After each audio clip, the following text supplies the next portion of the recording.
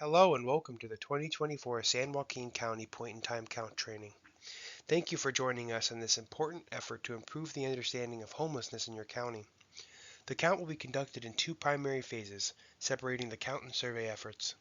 This training is focused on the count portion, which will take place on January 29th, and the survey training will be conducted at a later date. We will share additional details regarding the purpose and methodology as this training continues. In this training, we will cover the following: the purpose of the point-in-time count, the definition of homelessness used for the count, how to conduct the count, and reminders and next steps. There are several reasons why a point-in-time count is conducted.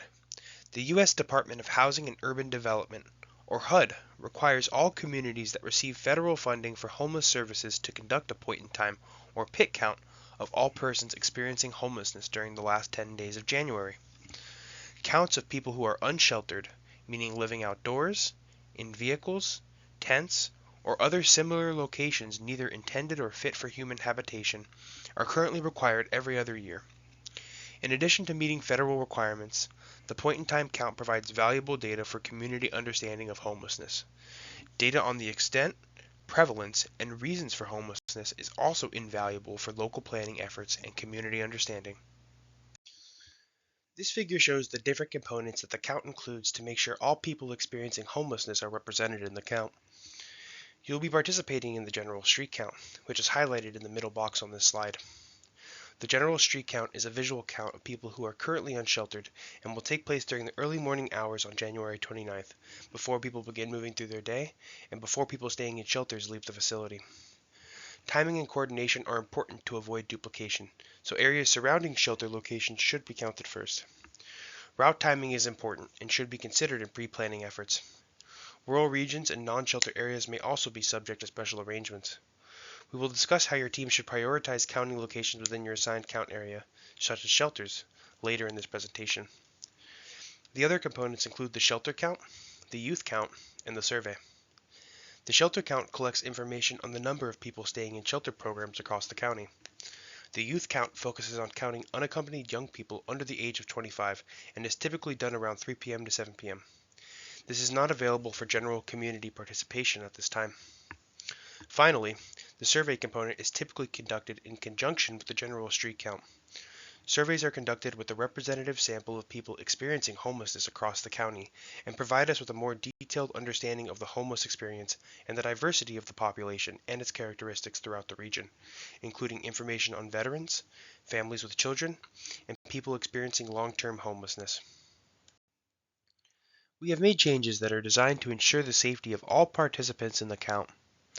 They include in-person deployment sites, the pre-assignment of the majority of PIT routes or census tracts, emphasis on outreach teams with lived experience guides and direct service program staff, surveyor email and phone number for post-count data validation purposes, the inclusion of the smartphone app Survey123 to be used for documenting observations of the team, and the team captain or one designee will be the operator of the Survey123 observation app. The general street count is a visual count of people residing on the streets, in parks and open spaces, in tents, in vehicles, in abandoned buildings, or in makeshift shelters constructed of tarps, cardboard, or other materials. The street count will be conducted while people are still in public shelters in the morning, which will help us have an unduplicated count of everyone experiencing homelessness that day. To avoid duplication, we ask you to count the areas surrounding shelters first. As a reminder, volunteers will not be paid for their time, nor will volunteers be reimbursed for their mileage. Guides, who are individuals who have previously or are currently experiencing homelessness, will be paid a cash stipend upon completion of their count route. Here you can see what to expect on the morning of the count. Guides and volunteers will arrive at 5 a.m. and the goal is to have you out the door and in the field as soon as possible so that your team has adequate time to cover your route. You will first access the PIT count survey on the Survey123 app.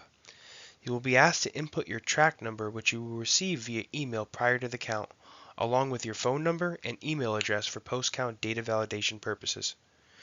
We expect all teams to finish their routes by 9 a.m. Please call us if you think you need to be out any later than 9 a.m. or if you need additional help to complete your assignment. We strongly encourage you to conduct as thorough of a count of your assigned maps as you can. There are two different types of participants on each team during the general street count: volunteers and guides. This slide outlines the differences between guides and volunteers. A guide is an individual who has previously or is currently experiencing homelessness and uses their knowledge to identify individuals experiencing homelessness during the general street count. They will guide their team towards locations in their assigned count area where individuals experiencing homelessness are likely to be seen, and will help distinguish between safe and potentially dangerous situations. Guides are compensated for their time and contributions to the count in the form of a $20 per hour cash stipend. A volunteer will provide consultation and support in team decisions. They will be in charge of transporting their count team through their assignment and will help ensure that full coverage of the map is achieved and communicate with pit count organizers as needed. Please note that volunteers are not paid for their participation in the count, nor do they receive gas or mileage reimbursements. Teams should note that because we are covering the entire geography of your county, there may be instances where the guide is not personally knowledgeable about the specific route the team is covering. However, guides are still able to draw on their first-hand experience of homelessness to help identify potential locations or persons based on previous experiences and signs in the environment. If a team is confused on whether or not a person should be included in the count, we ask them to collaborate within their team and make an informed decision. All team members are in charge of ensuring the methodology is being followed, and should designate one team member to be in charge of marking the tally sheet and one team member responsible for tracking the team's coverage of their count area. The next set of slides will outline how to use the data collection forms that you will use on the morning of the count. Each team will be able to select specific routes and be given maps of those routes, which will be emailed to you prior to the count. If there are issues printing the map, there will be a few locations across the county where physical maps can be picked up. Your route will be outlined. Please stay within the tracked border. Often, the boundary of your route is a street. If the borderline is a street, count people on the inside side of the street, or the side of the street that connects with the rest of your route. If there is someone moving back and forth across the street, you should count them. Please cover all areas. The count persons are persons who are experiencing homelessness or living in a place not meant for human habitation. This includes tents, vehicles, parks, sidewalks, etc. Be sure to drive or walk down every street. Count on both sides of the street unless it's a route border. Look for open areas. You may need to get out and walk. You decide the route you take. That route may depend on traffic or where shelters are located. Be sure to cover areas around shelters first. It is a good idea to put an X on streets and areas once you've covered them, so you don't count them twice. If you are assigned to two contiguous maps, be sure to outline a route that will easily take you from one map to the other. You'll need to download an app called Survey 123 in order to access the observation form. Once you've downloaded the Survey 123 app, you'll need to enable your location settings. If you are on an iPhone, you'll open up your settings, scroll down to Survey 123, select Location, and select Wall using the app. Make sure Precise Location is enabled. On Android, you'll open up your settings, go to the Personal tab, select Location, and make sure it's on. If you can't access the observation form, there may be an update available for it. Once the update is made, the observation form will become available. The app will also ask you to enter in your login information. Please select Continue without signing in. When you first open the observation form, you will be prompted with a question asking for the number of the census tract you're currently working on. You will need to open a new observation form for each census tract you cover. After entering in your census tract number, the app will ask you for your phone number and email address for post-count data validation purposes. After that, scroll down to the observation location area. Select the optical site symbol, which will pinpoint your location for your upcoming entry. You must select the optical site symbol for every entry so your location is consistently recorded. Once you do that, scroll down to the first question, which asks you whether you'd like to submit a confirmed or suspected entry. Let's look at some examples on how to fill out the tally sheets. You will fill out one line per person that you see. In the first example, you observed one individual who appeared to be in their early 30s and was on the street. You start by bubbling in confirmed under confirmed or suspected. Next, you would bubble in individual, no children present, under individual or family. Under dwelling or vehicle type, you would bubble in street or outside. Under age, you would bubble in 25 to 34.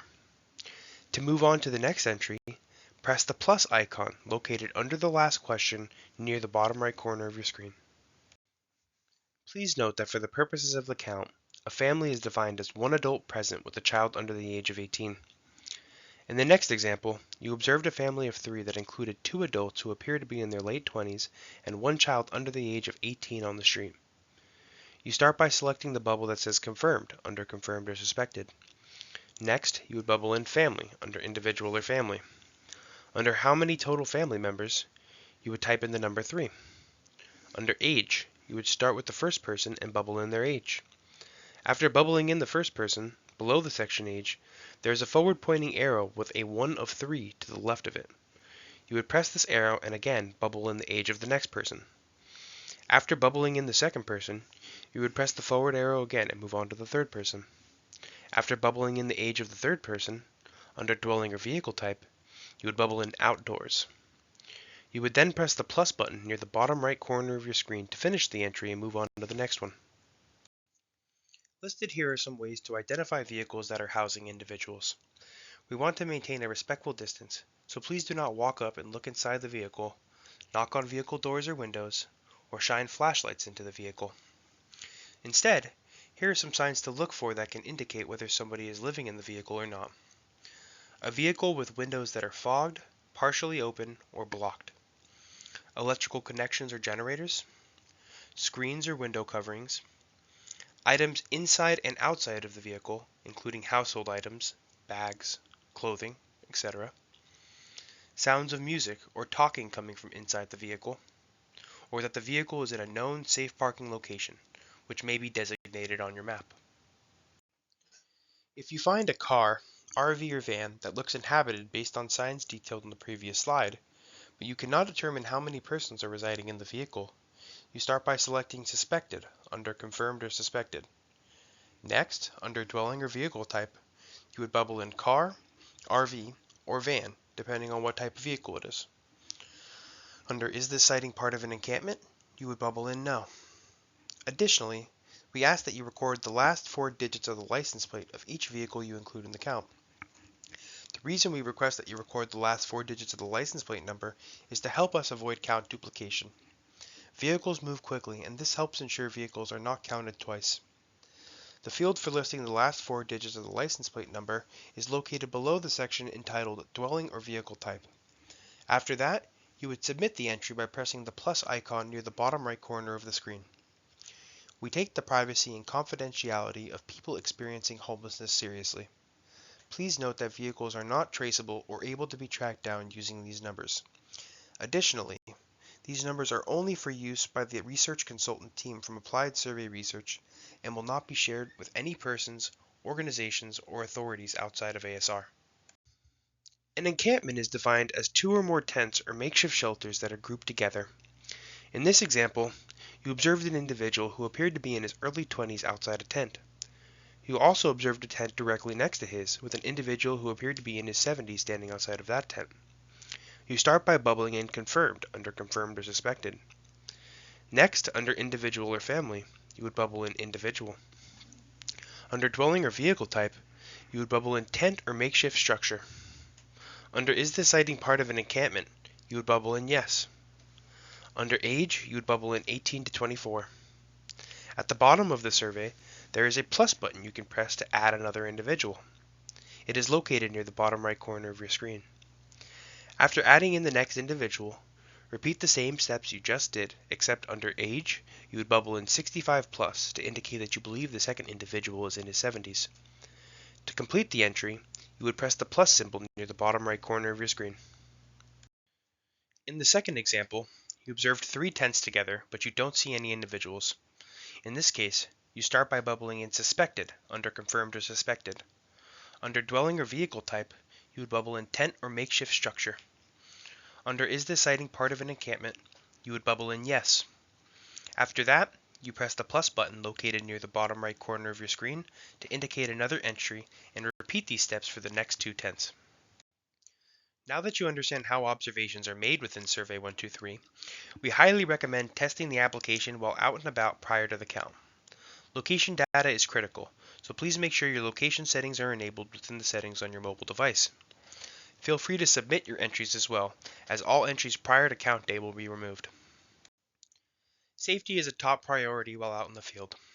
Please take note of the following items when you're out conducting the count. Please be safe and do not take any risks. Do not approach individuals and ask them if they are experiencing homelessness. Please observe and document observations only. Do not take any photos while out in the field to protect the privacy of those being counted. Please keep all locations and information confidential and do not discuss them after the count on social media or any other public forum. Stay with your teammates, be respectful of those you are counting, and if you have any problems or questions, call your deployment center captain. Once again, safety comes first for all count participants. If an area seems too unsafe to cover, do not enter it. Mark the area on your map to show your deployment center captain when you return. Some of these areas will have special teams to cover them. If you have a true emergency, please call 911 and then notify your deployment center captain when appropriate. We will review the safety and confidentiality protocols again on the day of the count. Here are a few tips on how to prepare for the count. Wear comfortable shoes and clothing. Dress warmly. Wear a jacket, sweatshirt, raincoat, gloves, hat, etc. It's the wintertime. Bring a car if possible. Bring a fully charged cell phone. Bring a flashlight. The count will happen rain, snow, or shine, so be sure to bring an umbrella or cold weather gear if necessary. And of course, be sure to get plenty of rest the night before. We will be in touch with you regarding any specific deployment location information, as well as reminders as we approach the day of the count. Please feel free to contact us at the listed email or phone number with any questions. Thank you in advance for your participation in the 2024 point-in-time count. Please encourage your friends, family, and colleagues to join us in this year's count by directing them to the volunteer registration link. We couldn't do this without you, and we look forward to seeing you.